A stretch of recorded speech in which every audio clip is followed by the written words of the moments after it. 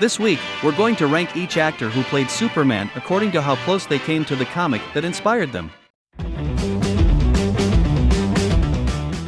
Superman has long been an American icon, first appearing in 1938's Action Comics #1. As the character gained popularity, he established many of the tropes associated with superheroes, including wearing skin-tight costumes and rocking a cape. As time passed, Superman evolved, transitioning from leaping over tall buildings in a single bound to flying through the sky and, eventually, outer space. While many of those changes were added gradually, one thing that happened quickly was Superman's representation in other mediums. The first was radio in 1940, which was followed by television and feature films. More than a dozen talented actors have portrayed Superman, and each one put their own unique spin on the Man of Steel. But comic book accuracy is still important, thanks to the massive fanbase surrounding the character. If an actor alters the character too much, they won't resonate with the fans. The actors here all played Superman in their own way, and their adherence to comic book accuracy depends on what was happening with the character in the comics at the time of their initial performance. These actors are ranked by how closely their version of Superman sticks to the comics. Smallville hit the airwaves in 2001, presenting an entirely new take on the development of Superman. Tom Welling didn't play Superman in the show, and he didn't play Superboy either, he played Clark Kent. That's an important distinction because, unlike the previous Superboy series, Smallville placed numerous limitations on what could and couldn't appear in the show. Initially, flying was a no-go, and Clark's abilities came staggered over time. This made Welling's character far different from his comic book counterpart. That's not to say Welling didn't blast it out of the park, he did for 10 seasons. Still, aside from carrying a hit TV series based on Superman's lore, there's very little about his Clark Kent that lines up with the comics. The most notable difference is the lack of costume. Clark was called the Blur through much of the series, and while he wore colors similar to his costume in the comics, it wasn't the same. Welling eventually donned the familiar red and blue, but only at the end of the series. Ultimately, Smallville touched on many aspects of Superman's lore, but the representation of Clark as a superhero was unique. Welling reprised his role in Crisis on Infinite Earths, but had one rule: no costume. Seeing him after 8 years was a treat, but comic book accuracy wasn't involved in making it happen.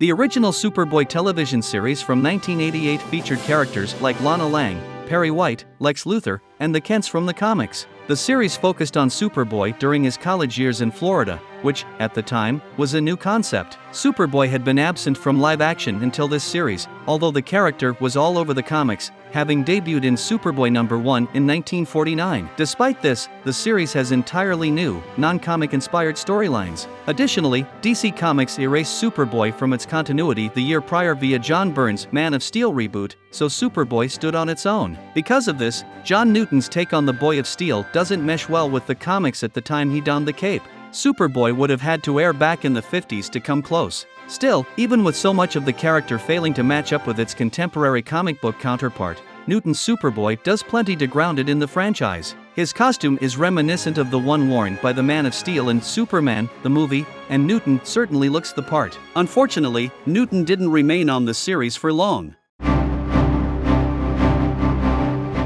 John Haymes Newton played Superboy for a single season before he was replaced by Gerard Christopher. Superboy continued for 3 seasons before the show went off the air. When Christopher came on board, he wasn't the only change. The actor playing Lex Luthor was swapped, and T.J. White left to make room for Andy, who only lasted 2 seasons. The series also took on a darker tone, and in the 3rd season, the title was changed to The Adventures of Superboy. While combining Newton and Christopher in a single entry would be feasible, the latter has more in common with the comics than his predecessor. When Season 2 aired, DC Comics launched a companion series called Superboy, the comic book. Superboy, the comic book, didn't fall within the DC Comics continuity, so it's arguable whether or not Christopher's tie-in comic makes his portrayal more comic book accurate. Regardless, Christopher played the character well, and like his predecessor, he looked the part. A few years later, Christopher nearly landed the lead in Lois and Clark, The New Adventures of Superman, but was cut for having already played the character. In 1966, the story of Superman was adapted into a musical called It's a Bird, It's a Plane, It's Superman. It only ran for less than 4 months, despite modest critic approval. It was Broadway's biggest flop to date, but CBS adapted it into a TV special in 1975 anyway. If you think adapting a flop into another medium is risky, you're not wrong. Unfortunately, several of its best songs were cut for TV, and the resulting special is, well, it's nothing special. David Wilson took on the role of Superman and Clark Kent for the show, and there's not much that works or aligns with the comics. The Superman books in 1975 featured a pre-crisis Man of Steel who was significantly overpowered, serious in tone, and, despite his ability to fly, somewhat grounded in realism. The TV special is anything but serious and attempts to mimic the campy nature of the Batman series from the 1960s. The sets were made to look like comic book panels, which were aesthetically pleasing but too different from the comics to work. That said, Wilson's costume is a good representation, though his lack of muscle definition begs the question, why didn't he wear a muscle suit? Before The Flash hit theaters, few outside the Superman fandom associated Nicolas Cage with the Man of Steel. Cage was initially cast to play Superman in Tim Burton and Kevin Smith's Superman Lives. Test footage of Cage in costume was leaked, but without further development, Cage's dream of playing Superman remained precisely that, a dream. The Flash made it a reality, and Cage's Superman looks exactly like he did in the test footage. His fight with a giant spider-like alien is straight out of Smith's script, so Cage's brief cameo is accurate to its source. That said, comic book accuracy is another thing, and Cage's take on the Man of Steel isn't fully aligned with the comics. When Smith wrote the script in 1996, he put various aspects of Superman's lore into a workable story. Superman died in the Death of Superman event in 1993, but it didn't take long for him to return. When he did, he featured some stylistic changes, including a glorious mullet. Cage's hair in The Flash is comic book accurate for the time his character was written, and his costume is a good approximation as well, so against all odds, Nicolas Cage's Superman is a decent representation of the late 1990s Superman comics.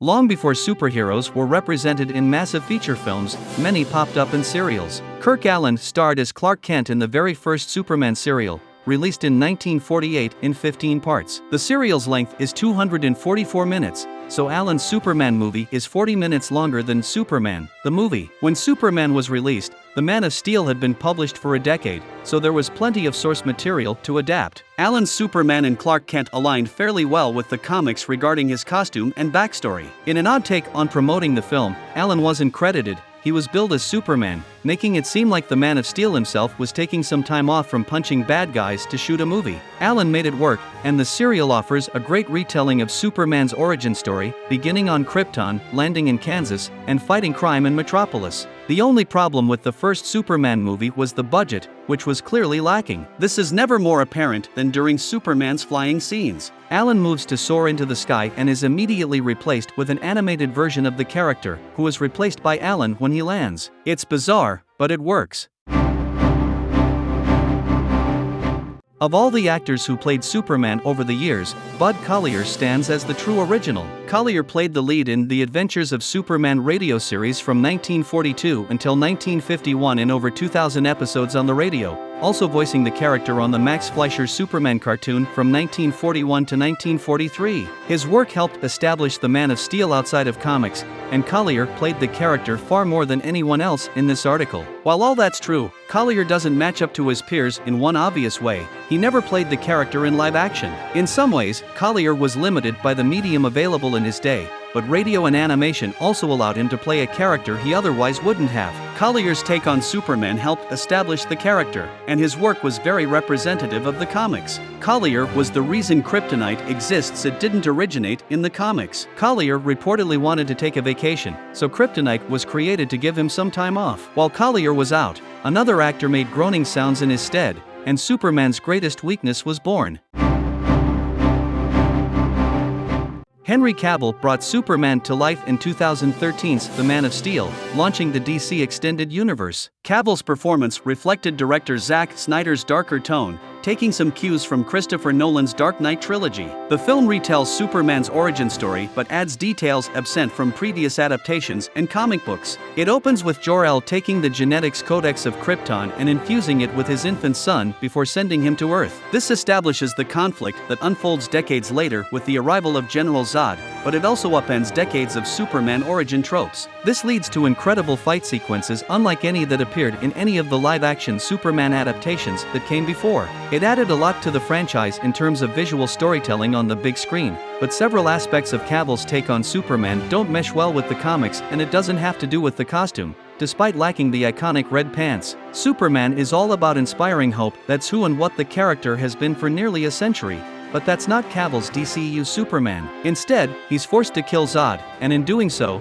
he sacrifices his moral core. It works within the movie's narrative but separates Cavill's Superman from his peers by depicting him in a much darker tone that doesn't exactly fit Superman in the comic. Dean Cain had the enviable task of bringing Superman to the small screen via Lois and Clark, The New Adventures of Superman. The series depicts Clark Kent's life as he starts working for the Daily Planet in Metropolis, dons his Superman costume for the first time, and regularly saves the day. Outside of the romantic elements between Lois and Clark, the series did a decent job approximating the comics. Cain's Superman was based on John Byrne's interpretation of the character in his iconic Man of Steel miniseries from 1985. In this regard, Cain's Superman is an accurate portrayal, as he gets the costume and mannerisms down perfectly. Man of Steel rebooted Superman's story, updating it for the modern age, and that's essentially what Lois and Clark does, only for television. Lois and Clark helped reintroduce Superman while bringing a new generation in simultaneously.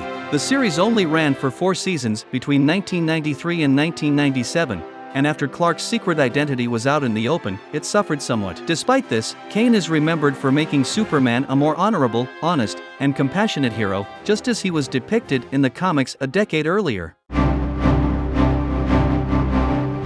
Tyler Hoechlin landed the role of Superman in Supergirl, and he fit the character so well that it wasn't long before he landed his own series, Superman and Lois. Hoechlin didn't even have to audition for the role. The producer, Greg Berlanti, handpicked him for the part. He met with the producers on a Monday, and that Friday, he was offered the job. Hoechlin's Superman continues the Cavill-esque choice of ditching the iconic red pants, but in Hoechlin's case, the costume is comic book accurate. That's because Hoechlin's Man of Steel is based on Superman as he is depicted in Superman, Rebirth. The Rebirth storyline takes place after Flashpoint, so it's a reboot of the character. That's not uncommon for DC Comics, which has been rebooting and retooling the continuity of its comics for decades, with Superman often at the center of it all. In Rebirth, Superman's focus is on raising his son, Jonathan Kent, and Superman and Lois covers this storyline well. If you take a look at the Rebirth storyline and the television show, you'll see much of it lines up. DC Comics published a companion tie-in series, Earth Prime, to focus on its superhero TV show,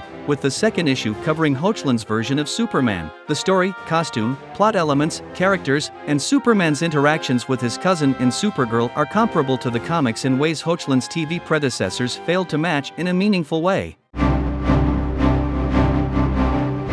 Nearly 20 years passed between Superman films when Superman Returns finally hit the silver screen. The film features the same Superman from Superman, the motion picture, and Superman 2, while completely ignoring the franchise's third and fourth films. This makes it a sequel to a movie released in 1980, and it gave Brandon Routh a difficult task. He had to portray the Man of Steel modeled after Christopher Reeve, which is a pretty high bar for anyone. Unfortunately, the film failed to meet expectations and has received criticism for various reasons. But it's unfair to blame Routh for these issues, because he nailed his performance. Routh is a convincing Reeve Superman, and he even managed to mimic Reeves' take on Clark Kent. This stripped away Routh's ability to add his own spin on the character, but given the nature of the film's storyline, it places him high on the comic book accuracy meter. In 2019, Routh had the opportunity to return to the red and blue via the Arrowverse crossover Crisis on Infinite Earths. In the crossover, Routh's Superman is based on the Kingdom Come Man of Steel. Once again, Routh turns in a great performance,